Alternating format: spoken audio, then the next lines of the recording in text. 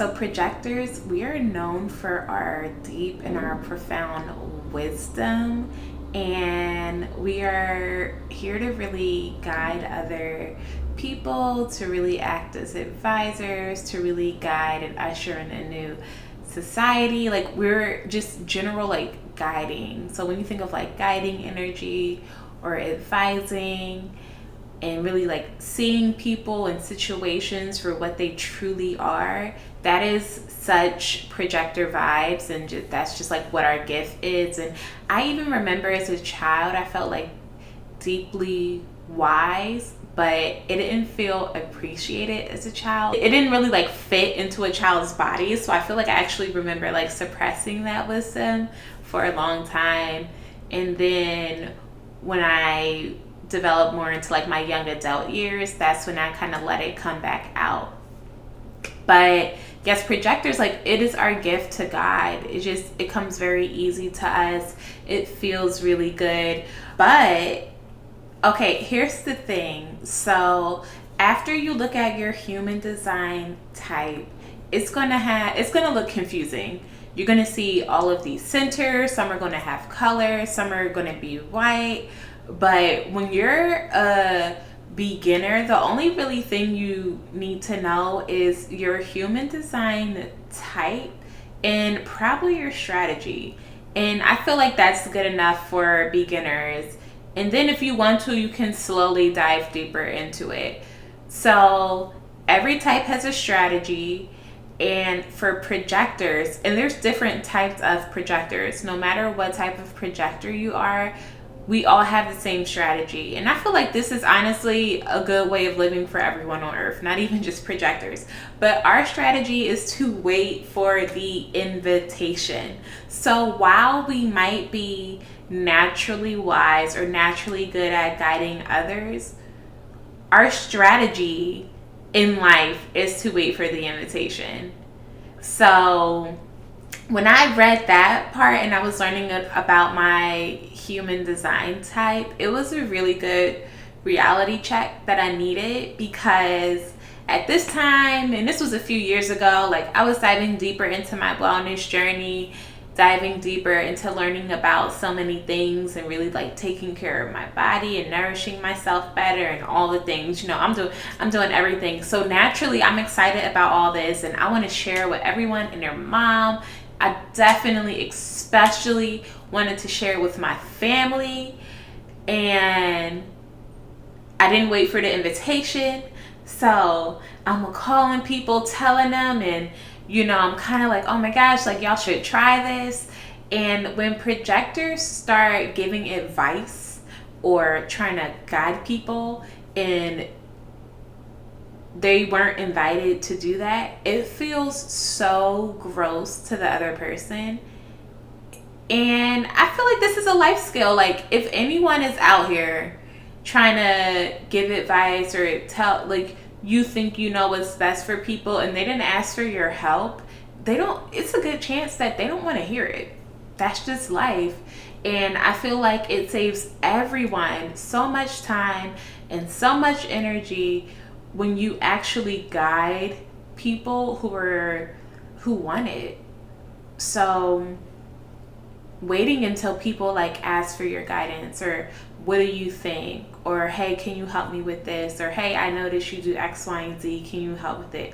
I feel like, honestly, like, shutting our mouths sometimes and just waiting until people come to us for that type of advice and for that type of guidance, that is just like a game changer, and it saves you a lot of time and it saves you a lot of energy. And honestly, on my wellness journey, once I really started like embodying it on a deeper level, and once my family and people around me started seeing results, they started asking me for, my advice or certain things, or can you introduce me to X, Y, and Z anyway. So it's going to happen naturally. If you are on your health journey and you just started it, but then maybe if you lose like 20 pounds, or if you start toning up, or like when people start seeing the transformation happen, they're intrigued. And they're like, oh, how did you get that? how did you get those muscles? What are you doing? So people are going to be intrigued, and that's when people are going to start asking you anyway. So just work on yourself, save your time, save your energy, and then guide people once you are asked. So I have 5, I believe, or a few tips and tricks that I think are great for all projectors and really all people, but let's jump into it. So the first one I put is be super selective about your friends and just anyone really you spend a lot of time with in their belief systems. And this is because when you look at your human design chart, if you're a projector, it's a good chance that you'll have a lot of open centers. So those are all the centers that are not colored in, they're white. And anything that's white on your chart, it's almost easy to absorb other people's energy or absorb other people's belief systems. So you really just have to be selective with the people you surround yourself with. And this is honestly every person, because what is the saying? You are the sum of the 5 closest people in your life, or you're the average of the 5 closest people in your life. So whoever you spend your time with really does make an imprint in your life. And I know a lot of people are like, no, my friends do X, Y, and Z. They do X, Y, and Z, and I'm not like that. But if you're naming X, Y, and Z and naming all of these negative traits and thinking you're not like that and that doesn't rub off on you, like, no, I don't believe that. I think it definitely rubs off on you. Belief systems rub off on you. So definitely having solid people in your corner who have values that you respect is so important. Because we're all influenced by the world around us.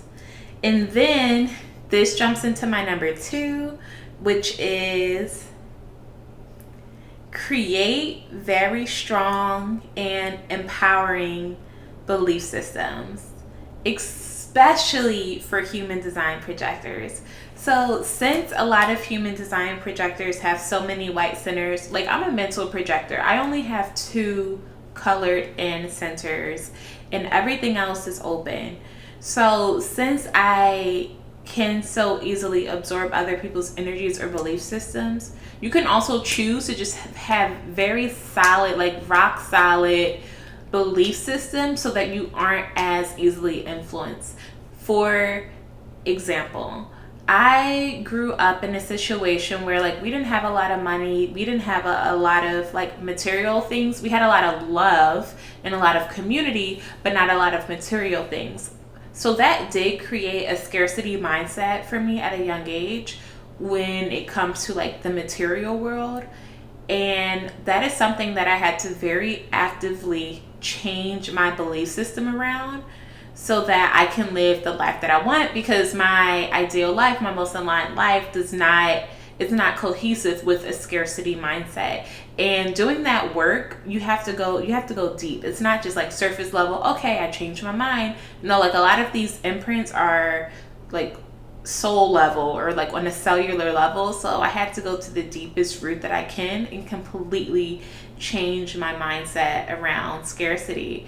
And it's probably layers that I'm still, diving deeper into, especially as I continue growing my material life. So that is something where I have a very strong belief system around it, and it is probably honestly still even growing, because even when you think you've reached that level, there's always that next level that you could go to. So therefore, if I am in a room and I am in a room full of everyone in the room has a scarcity mindset, it is going to be harder to change. Even though I have all of that like openness and I'm very open and I absorb, it is going to be very difficult to change that part of me, because I have rock solid like belief systems around that. So creating just belief systems in every area of your life that really serve you, and then strengthening that belief system does wonders, because then you're not so easily influenced by others. And I feel like this is also a good tip, just really honestly for anybody and everybody.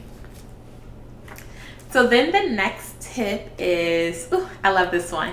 So honor your cycles and honor your seasons, because projectors, we don't have the energy type of generators where we are like just always on go. Like we can work so hard all the time. We always have all this energy. Our energy cycles like really like dip up and down, and we really have very like clear cycles. And when I read this part of my chart, when I found out I was a projector, I just felt so seen and so good, because as a child, I literally thought something was wrong with me because of how dramatic my like energy cycles would go. I would be like, oh my gosh, I'm a child. Why does my energy go up and down so much? Like I thought I should be like the other children who were just like always on 10, always had so much energy. I'm grateful for the household I grew up in. They really respected this about me. Like they knew if it was something I was going to do, I was going to take a nap. I was going to rest. People were knocking on my door. Can I play with Rima? Nah, she's asleep. She's resting. Like, and they still know this about me till this day. Like, if it's one thing I'm going to do, I'm going to honor how I feel. I'm going to honor my seasons. I'm going to honor when I'm high energy, and I'm going to honor when I'm low energy, because your girl be low energy sometimes, and it is what it is. That's one of like the key characteristics of a projector in human design. Like our energy levels just dip and go high sometimes, and they say that it's actually really high when we're living in we're living in alignment with who we really are, and we're living in alignment with our energetic type and doing what we love to do. That's when it's the most high. I would just say, don't try to fit into this box that it was never created for you, like the corporate life or just like Western lifestyle. Like this was never created for, I mean, who was it even created for humans? I don't know. So don't even try to fit into this box that was never created for you, because it's not going to serve you. Honor your cycles, especially if you're a woman too. Like, what? We are on a 28-day cycle. Honor your cycles, honor your seasons. Don't try to fit into these boxes that were never made for you, because you're just going to run yourself crazy, and it's not going to serve anybody. It's not going to serve you. It's not going to serve your friends or your family. And the next tip, this tip is for everybody. Like, do what you love. You have to spend time doing what you love. What did you love to do as a child? What did you love to do when you were a teenager? Like, you have to get back to that and create space to doing what you love. And hopefully there's a world where you can turn that into your full time. But if not, you have to make pockets for it every day. Like, the fact that so many people wake up 5 days a week and hop into a job that they don't like, it's crazy. Like, starting your day with something you don't like, it's crazy. Like, set a pocket if you can in the morning, maybe before you go to work, even if it's 5 minutes, and you're just like creating time for yourself and creating me time for yourself in the morning. I feel like that is so important. And then if you're not doing it before, like, do it after work.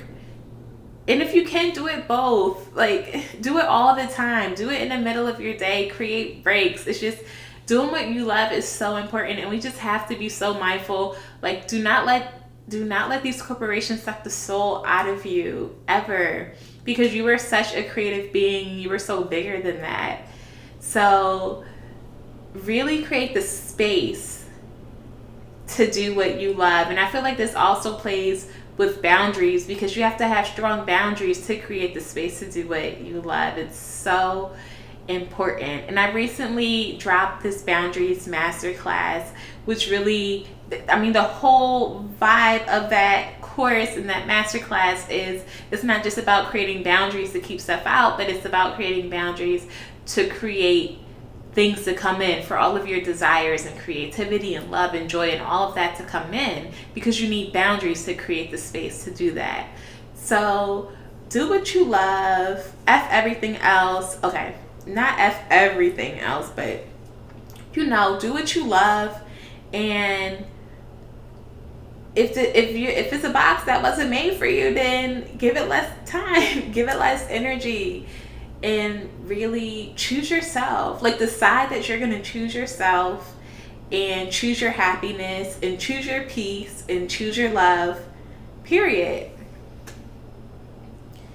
And then my last tip, I think I'm going to make a whole video about this, because this also, to me, it's very cohesive with feminine energy. But the last tip is to wait for the invitation. So again, this is the strategy for human design projectors, to wait for the invitation. So I almost think about it as being a magnet, which is how I think of feminine energy as well.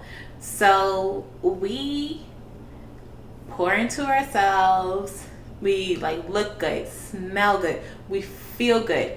Internally, we are doing the inner work so that our belief systems align with our desires, so that we are truly a magnet for everything that we want in this world. And then we show up wherever we want in the outside world, and we wait for the invitation. And when a projector is in alignment with themselves, they will receive so many invitations. Like, we don't have to even accept every invitation we receive. So invitations can be, especially when talking about human design and like projectors, the strategy to wait for the invitation is like especially for like major things in your life. So like relationships or careers, or like just anything you would think of like as a major situation, the strategy is wait for the invitation. But it also feels very like feminine energy, like become a magnet for your desires, like focus on yourself, do the inner work, change your internal being, which will externally change your outside world, and become the magnet that you can be. Because once you have that inner glow, like it's over. You are a magnet for everything you want. Money flows to you with ease. Healthy men flow to you with ease. Opportunities flow to you with ease. Like really, truly become the magnet. And I also wrote, okay, what did I write? I wrote, oh, this is big. I don't chase, I attract energy. Because people make projectors sound disempowered sometimes, and I don't like that. Like, even if you scroll at some of the other projector content, some of it just feels very like disempowering, and I do not like that. I feel like every type is so empowering. It's just all about perspective, because they make it sound like, oh, I just gotta wait for the invitation and sit in the corner and wait for the invitation. And it's like, how are you gonna get an invitation in a corner? Like, that don't even make sense. No, like you're showing up for yourself first, and then you naturally become a magnet for all of your invitations. So yeah, if a video makes it feel like waiting for the invitation sucks, no, it does not suck.